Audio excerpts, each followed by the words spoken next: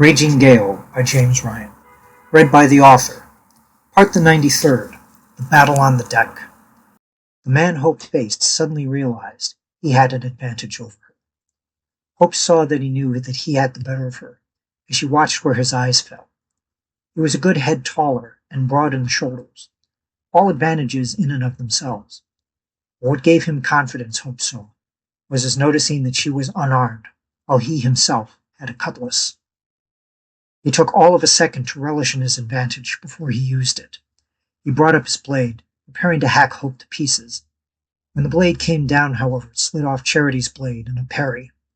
Hope was pushed to the side by Charity's free arm, while her cutlass deflected her opponent's weapon. Hope watched as Charity took the initiative, quickly pulling her blade back, ready to thrust. Before he could regain full control of his weapon, Charity jabbed straight for his gut. Hope couldn't tell if the man who attacked her yelled out among the other cries of the dying, though she thought she heard the gurgle of blood as it gushed from his wound. She didn't see his face as he pitched forward, as she was too busy looking at the dark sanguine flow from under and around his hand, as he tried vainly to stop the bleeding. Charity gave a brief glance at Hope before she killed him. To Hope she looked particularly fierce, glancing at her over her blood-covered left shoulder with intense eyes and a slight snarl on her lips. The moment was brief, but burned into Hope's eyes, staying with her long after Charity gave a loud yell and charged slashing into the melee. As Hope stepped back from the fight, she watched Abigail deal with her own opponent. As brutal and straightforward as Charity had been with her blade, Abigail was graceful and considered by comparison. She parried a long sword with a turn of her wrist, continuing the turn of her arm to bring her blade's point to her opponent's chest.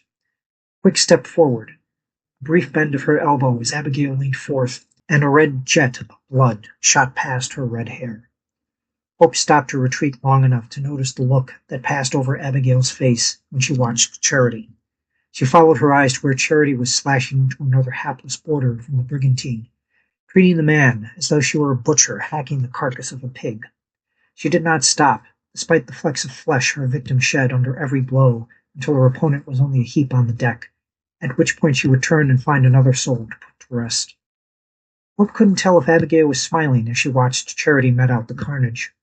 Before she could tell, Abigail brought up the point of her sword to go after another boarder, to make him sorry he stormed the Raging Gale that day. And a part of Hope was sorry, too, to think that Abigail would be impressed by Charity and how she proved herself in the heat of battle. An accomplishment Hope realized he was just not going to do today. Thank you for taking this moment with me. If you want to keep up with new chapters as they get posted, please subscribe to the channel and click the bell icon for notifications when pieces go up.